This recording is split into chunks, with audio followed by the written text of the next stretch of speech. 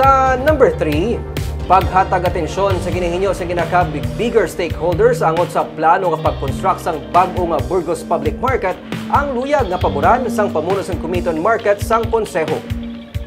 Nahangpan ni Councilor Celia Flor ang ginihimo nga pagpamatok sa pila ka mga market vendors sa plano nga pag-construct sang bago nga Burgos Public Market. Pero nagapati siya nga mas dapat man pamatian kag tagaan atensyon ang petisyon sa iban pa nga mga market vendors kag customers sa merkado nga luyag sang bag-o nga merkado. Wala nagakasuiran suno sa iya nga final nang mga desisyon sang syudad bisan nagboto ng pila ka mga vendors nga hindi luyag sang construction sang new market.